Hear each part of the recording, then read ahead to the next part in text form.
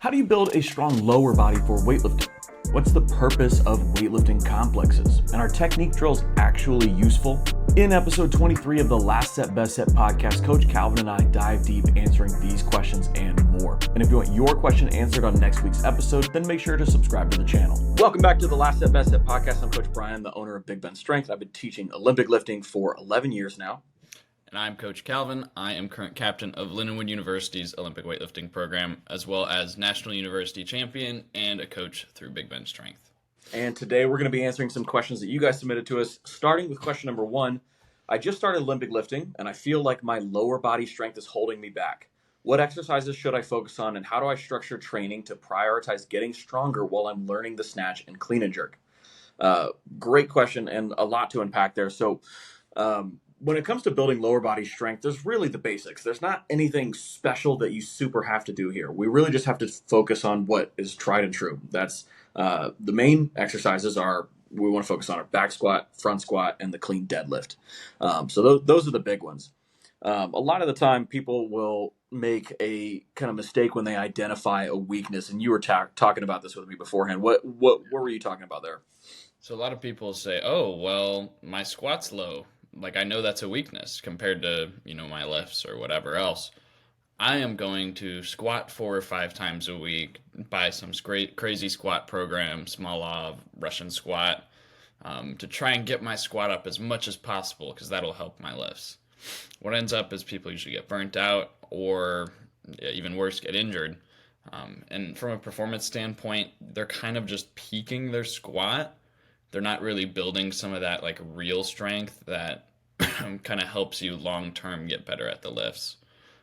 There's a very, very specific kind of person who is limited by their strength, who, for instance, like their technique is like perfect, like it's so good, but really they just cannot stand up a clean. Like usually these people have really close snatches and clean and jerks, but they just cannot stand up the clean. It is the main thing that's limiting them. And then if they've been training for like 5 or 6 years, maybe then they can do like a modified Russian squat even, not even the full Russian squat. This program is not for you, most likely. If you're a couple years into lifting, you don't need to do anything crazy. You need to focus on the basics. What kind of like frequency would you recommend, do you think, Brian, there? Most of the time, I'm a big fan of just squatting twice a week, 1 back squat, 1 front squat. That's pretty universally a solid approach for most people. It's a way to get in enough volume with both of them and also not have it negatively impact the rest of your training.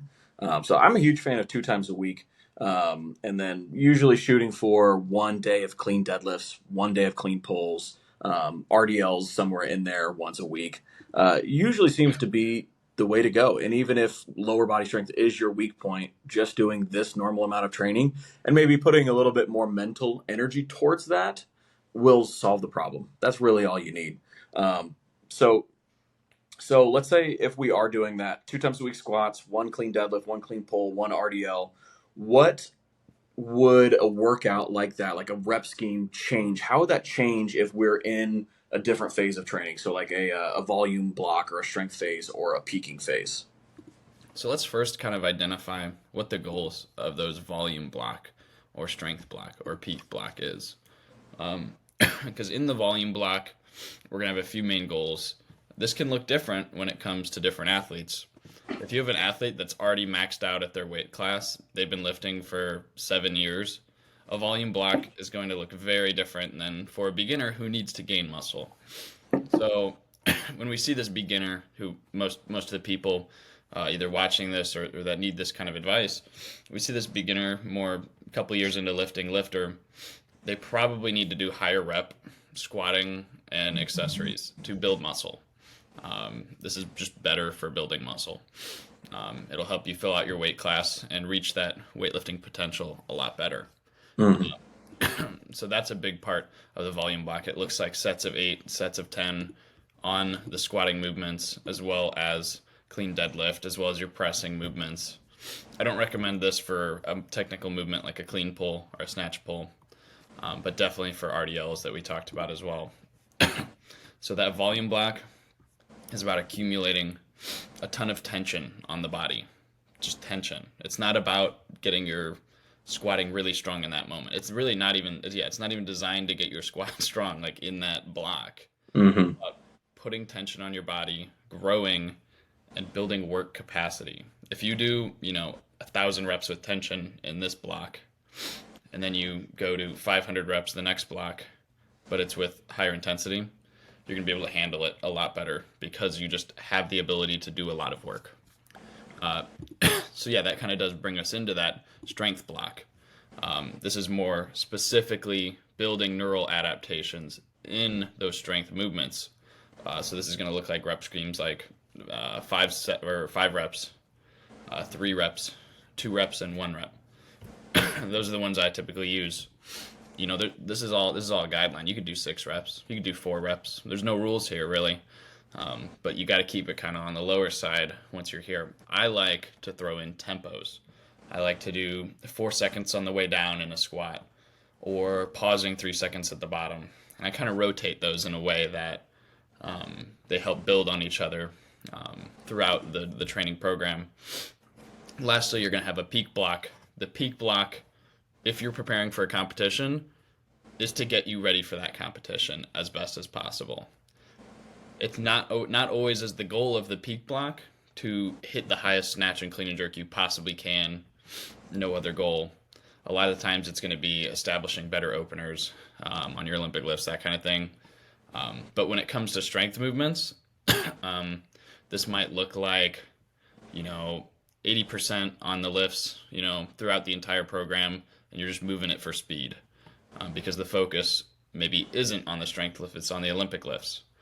If you're somebody that needs more strength, like this person we're talking about here, they might be pushing a really specific Olympic or strength lift that carries over to the Olympic lift. So that might be front squats. You might be doing AMRAPs on front squats, really pushing those hard to get them up to a level where they'll help you compete or hit a really high Olympic lift. So that's kind of the different blocks. You got the volume, the strength, and the peak. They all look a little different, but stringing them together in that fashion is going to really help your performance. Yeah, 100%. That was really, really well put together. That was great. So for anybody who is limited by leg strength, just to recap here, prioritize main lifts. That's back squat, front squat, clean deadlift. Those are the things that should be a staple in your training program. Some accessories that probably would be good to include along with that, which we didn't really cover too much here, but it's okay. The main stuff is the main stuff. It's RDLs. Single leg variations like Bulgarian split squats, lunges, and single leg RDLs. And then back extensions is another good one to just help your lower body, even though it is a back exercise, it's still going to help a lot with supporting your growing leg strength. And then aim for a structure of about 2 times a week, back squat, front squat, each once. Clean deadlift once, clean pull once. That's going to be a great way to approach it. And then structure your training in 3 phases: volume block, strength block, and a peak block. We're in that volume block. We're doing a lot more higher rep training. Think 8 to 10 reps, somewhere around there. And then as we get into that strength block, the reps are usually going to drop a little bit, anywhere from 5 to 2 reps there. And then in that peaking block, we may be doing heavy singles. We may be doing some AMRAP sets. We might be doing just different things that allow us to feel strong without detracting from our Olympic lifts, right?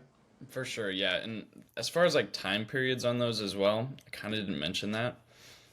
Volume and peak are each probably going to be about like 2 months or so of straight going through that phase. Like this is in like a calendar year, or just, you do 2 months of volume.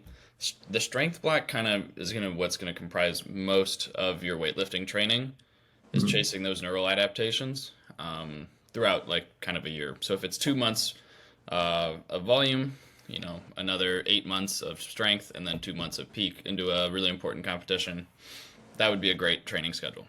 Dude, that's awesome.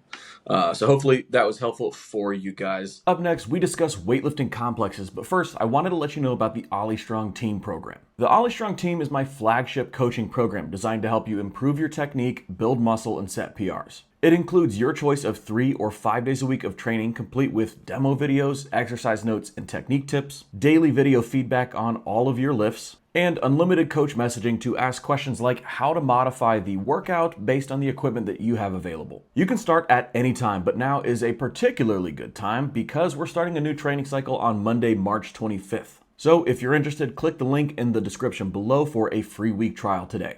Question number 2, I see lots of lifters do complexes. What's the purpose of complexes and what makes a good complex? Any suggestions for complexes to implement in my training program? So a while back, I wrote an article about complexes called Complexes. I think it was The Good, the Bad, and the Ugly. And it was at the time, I thought that this was such an interesting way to think about training complexes. So I break it down into 3 different categories: a technique complex, a quality complex, and then a BS complex, which aren't really all that important. Technique complexes are designed to specifically work on a specific aspect of your technique. And one of my favorite ways to do this is with variation complexes in particular.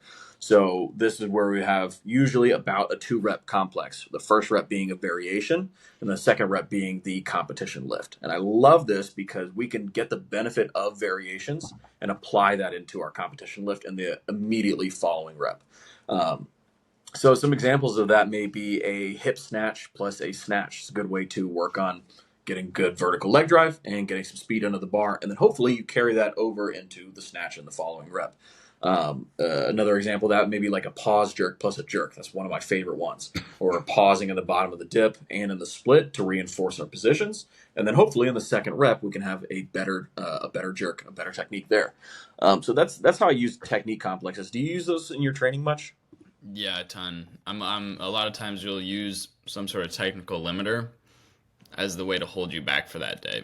Yeah. Because let's be honest, if we just did snatch and clean and jerk every day, we'd be going heavy every day, and then probably end up hurting. Yeah. Wouldn't be as great for us as athletes. So Yeah, that's just the first 3 years of my weightlifting was exactly that. yeah.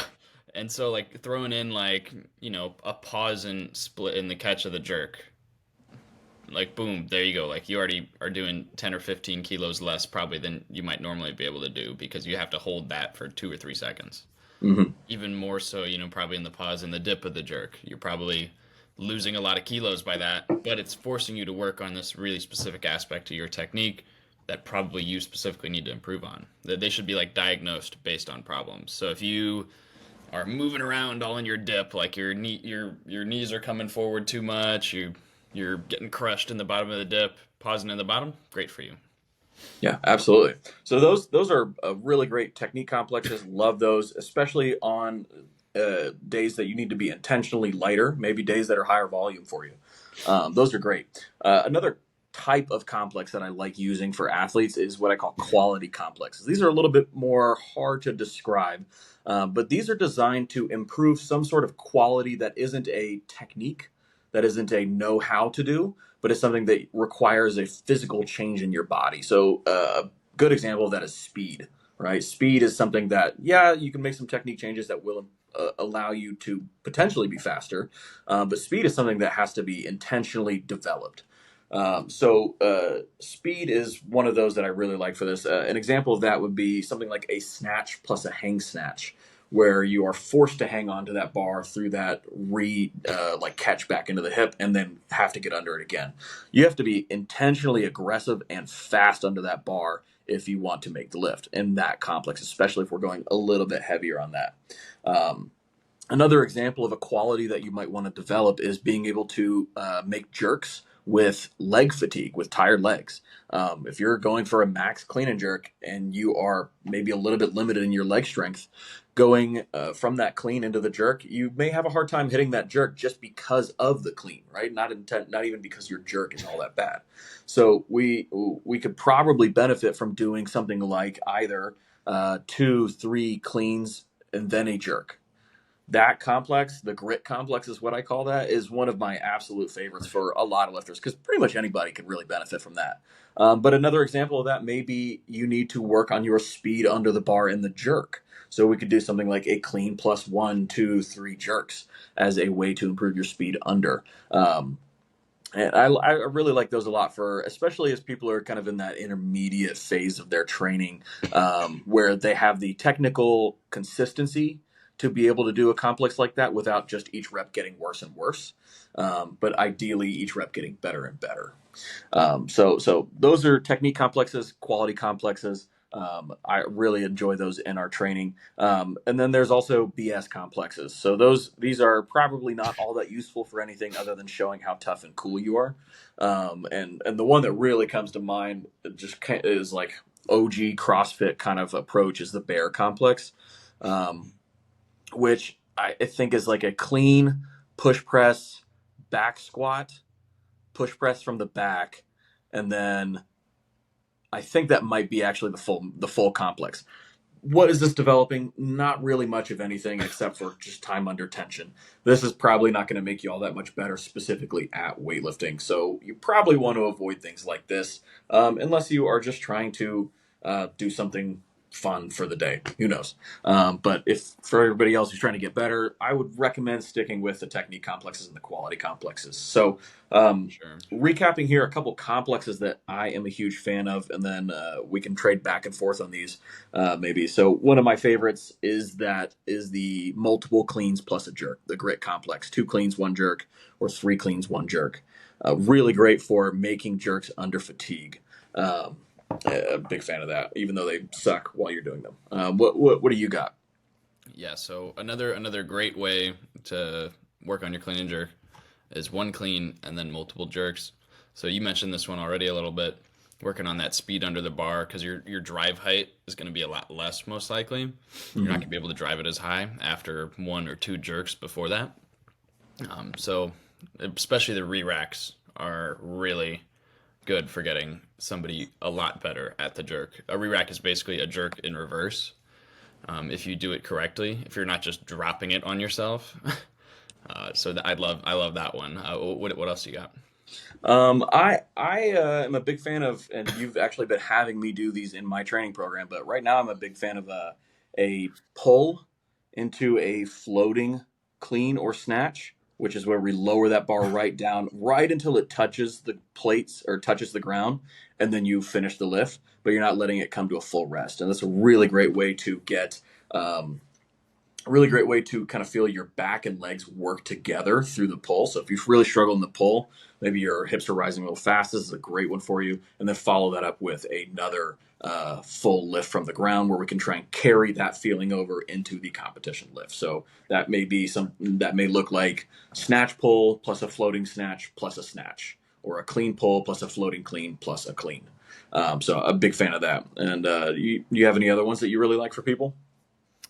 Yeah, I kind of have like mentioned like there's some variations that I think are really good for throwing into a complex. But how you build a complex, like I said, it's usually like a diagnosis. It's like you got to figure out a problem first, and then you prescribe this complex to fix whatever that problem is. Yeah, absolutely. So some of those movements that you could use in a complex would be hang snatches or hang cleans. Now you can do these a lot of different ways. We mentioned the floating, which is one variation of the hang. But we can also be doing like a hang from in front of the knee if someone struggles with their knee position or rounding the knee or below the knee. And you can also do a hip snatch or a hip clean. It's a version of a hang clean or hang snatch. And those are all going to work on kind of slightly different things. So you might do, if someone struggles in the hip position, we're going to isolate that by just doing a hip snatch or a hip clean. Other than that, we got powers. Powers are going to be really great for working on speed under the bar. We talked about a quality complex. Like this is going to be good for working on vertical drive and speed under the bar. So you can throw a power. You could do a hang power as well, right? Yeah. So there's a lot of different ways you can split this up. Then we got blocks. You could do a complex off of the blocks. Now this one's going to be really good for just isolating positions at the knee or above the knee. So starting with the bar at the knee, if someone struggles with that position, can be great for helping them find where they should be in the full lift, and kind of letting that cross over eventually. Doing a complex off the blocks could be really useful for someone who doesn't really need to work on their floor positions. Yeah, something like one that I've seen and used with some people would be like If you tend to get behind the bar really early in the snatch, then you could do something like a block snatch pull plus a block snatch to really isolate that position from the knee, and making sure that you are not just whipping your upper body back right off the blocks. For sure. Yeah, that's all I had there. Sweet. Okay, cool. So, yeah, guys, if you try any of these complexes, that'd be great. Tag us in your videos. Would love to see them, or you could post them in our Discord group, and we'll give you some feedback on your technique there. Up next, we discuss whether technique drills are actually useful, but first, a quick word from Calvin. Hey guys, quick interruption to the video to tell you about my 12-week weightlifting program. This program is something I put a lot of time and effort into, so be sure to go check it out. The program takes you through a few weeks of volume, strength phase, and then finally ends off with a peaking phase, ending out the program. It comes with a demo video showing you how the program works, how to use it, as well as exercise videos for all the complexes that are used throughout the program. Be sure to go check it out down below, and let's get back into the video. Question number 3. Are technique drills actually all that useful? This question was actually submitted by me because I had a conversation with somebody recently, and it kind of got me fired up about technique drills. And this wasn't about weightlifting, it was actually about gymnastics. But I think that the carryover here is very similar. Technique drills are a tricky thing because I see them get posted a lot on Instagram, and I see people using them a lot as if they are a live and die by tool in your training. And I think that they can be useful, but they can also be over applied and not really solve that much of a problem. So the way that I like to think about it is like technique drills are really great for teaching you how to do something you don't know how to do, or how to feel something that you aren't currently feeling in your technique. But once you know how to do either one of those, then they're not really all that useful. Your time is better spent using the things that drill taught you to apply in your main lift.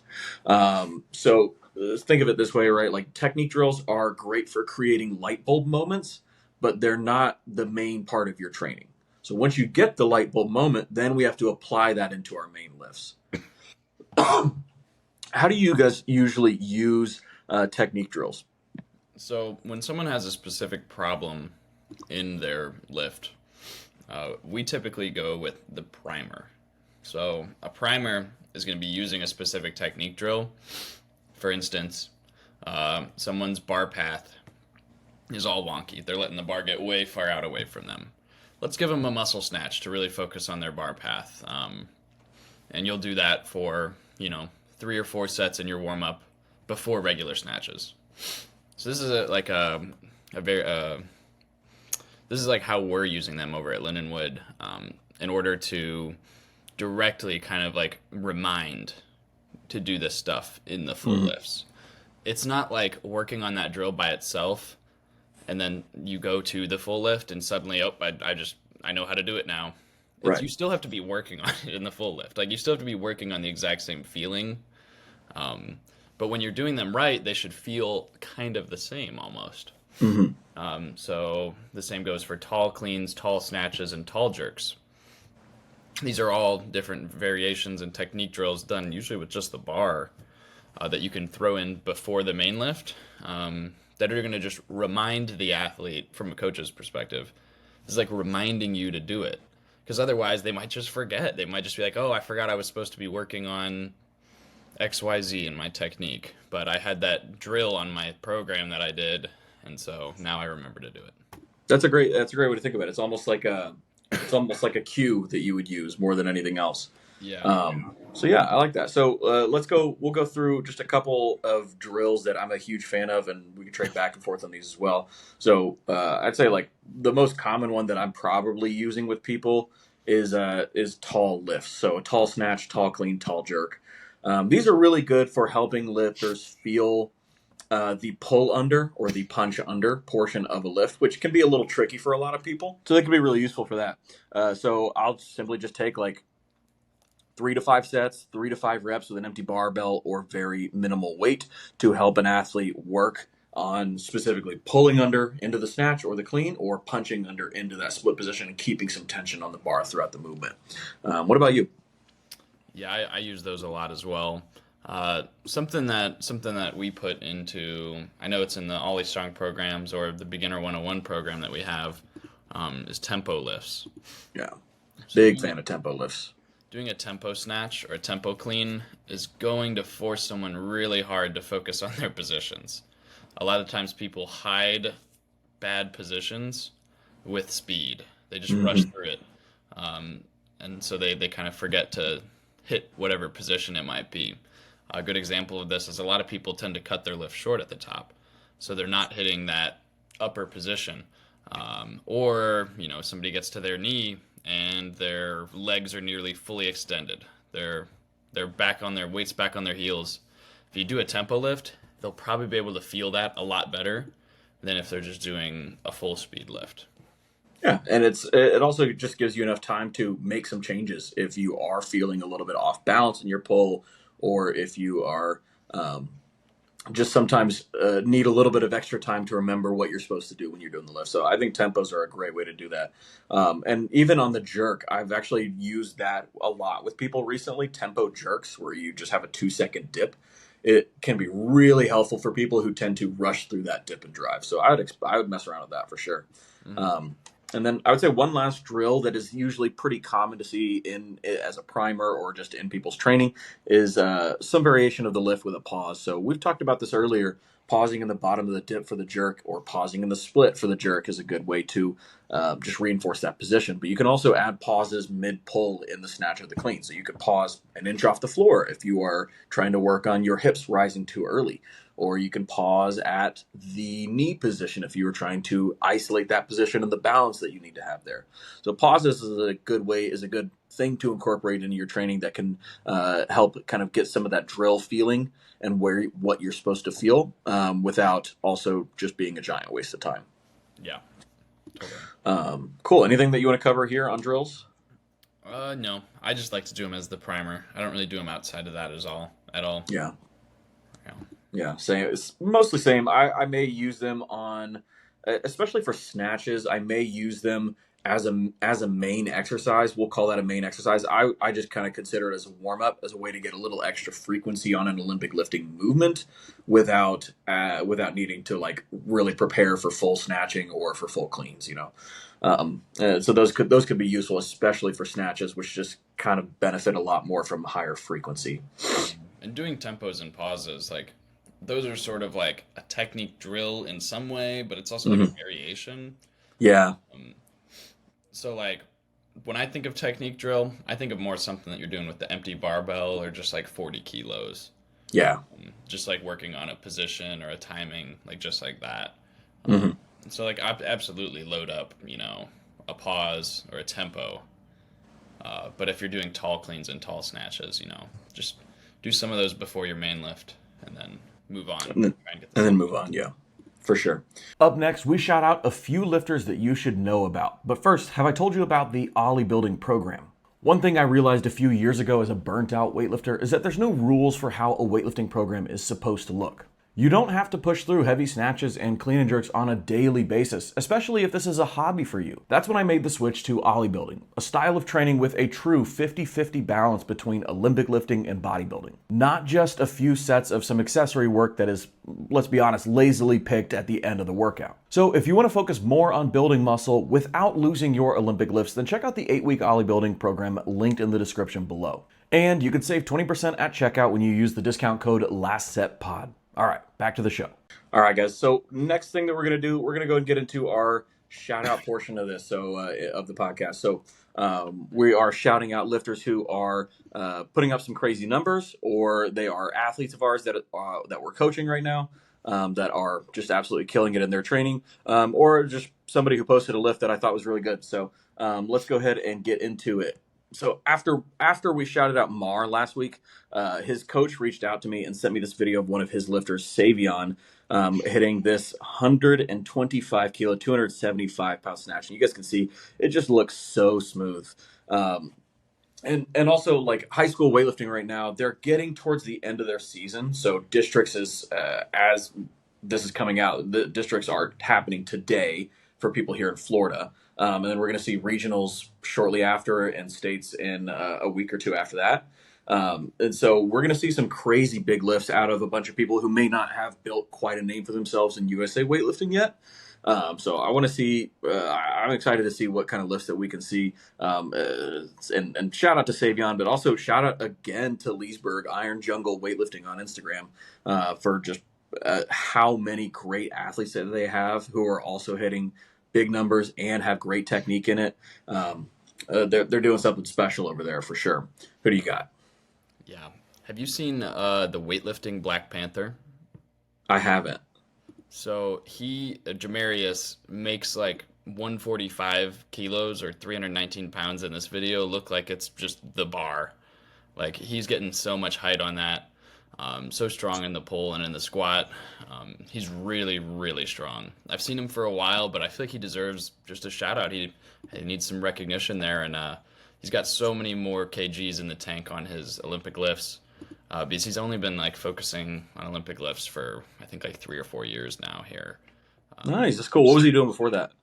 He was powerlifting before that. But I'm excited to see him hopefully make maybe a USA team, something like that. I know that's one of his goals. So That would be cool. That would be cool. Do you think that we're going to see a trend of powerlifters transitioning into weightlifting? Because I feel like I've been seeing more and more of that lately.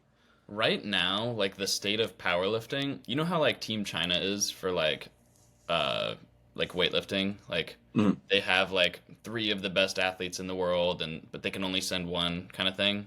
Right. That's how we're at for international powerlifting right now. Like Okay, I didn't know that. in the 83 kilo men's class, like 7 of the top 10 are US. Like it's like insane. Like That's pretty crazy. how good the US is at powerlifting.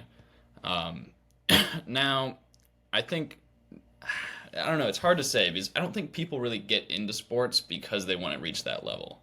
hmm Like you got to really like it to reach that level. So it's like if someone can really like Olympic lifting but also did powerlifting, then yeah. I don't know. I don't know if that international competition really has quite as much appeal as people think it does. Yeah, that's a good point. I mean, I think the majority of people don't start because they're trying to get internationally competitive. Yeah. Though I will say that the DMs that I get from high school lifters that are like, I want to make a team, does seem like that is not the case. But Mhm. I would say still broadly across the world, most people are just picking it up because they walked into a gym or they saw somebody do it and they were like, that looks cool. Yeah. So yeah, that makes sense. All right, so I wanted to shout out one of the athletes. We went to a competition this weekend, and it had 10 athletes competing at the Panhandle Collective Championships here in Florida. It was a great meet, it was really cool, and it was their first year doing it. And so we took a team over there, and the athlete that I wanted to shout out is Sky. She hit the 75 kilo snatch, but I want to share a little bit of a story here because leading up to this, she'd hit like a 1 kilo snatch PR, and it moved pretty well, moved pretty good. And so we were contemplating being a little bit more aggressive at this competition. We took a light opener, and then we actually took a lift in the back, and then took a big jump on our second from our first attempt, which I don't normally like to do because you can never really know how a competition is going to flow like that. But we decided to do that so that she could have a better shot of pushing for a PR on that last attempt. And made first, smoked it. Made second, smoked it. It was great. We went up and attempted that PR on the third, and it was actually the first time she's ever missed a snatch behind. And she said that she just felt super strong and super powerful. And so we actually just were like, what if we went into the back and gave it one more shot? Because at the end of the day, like at a local meet, yes, hitting a big lift on the competition platform is important, but for hobby lifters, hitting PRs is the most important thing. Like is the thing that is really important to us, you know? So she came back and absolutely smoked that 75 kilo snatch in the back after attempting it on the platform at the end of a whole session. And then we kind of went right into clean and jerk warm-ups for the next part of the workout. So, or for the next part of the competition, but she absolutely crushed it. So I wanted to shout out Sky. It was a good lift, and I'm excited to see her continue to progress. Absolutely. So Yeah, who you got for your last one? my last shout out is going to be Roman. After a 14-hour shift, Roman sent me in his big Friday lifts. He's hitting a snatch and a clean and jerk PR. Snatch 111 kilos, 240 pounds. Clean and jerk 132 kilos, 290 pounds. So these are both like a few kilos higher than what he hit last year when I was coaching him at nationals.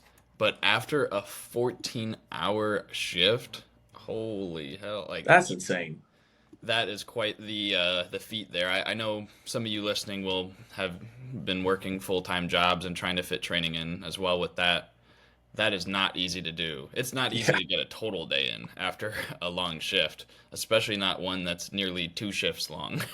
Yeah, for real. That's crazy. I don't think, and a lot of people don't really appreciate just how hard it is to do a sport like weightlifting while also doing a full time job, especially if you're doing that's a 14-hour shift is crazy. That's a Yeah. crazy thing on its own. That's an accomplishment for the day. You go home, you're done. That's most people. Instead, he says, I'm not even going to go home. I'm going to the gym, and I'm also going to hit the best lifts that I've ever hit in my life. And it doesn't matter what else I did today. I love that. Crazy. I really respect the hell out of that. Oh yeah, big time. That's cool. All right, guys. So that is it for this week's episode. But if you guys want us to shout out your lift on next week's episode, then make sure to tag us in your videos. Post them on Instagram. Send it to us in the DMs. Whatever you want to do, and we might shout you out on next week's episode. We will catch you guys next week. Where can people find you? At Calvin Lackey, 81 kg. And you guys can find me at Big Ben Strength. We'll see you guys next week. Bye.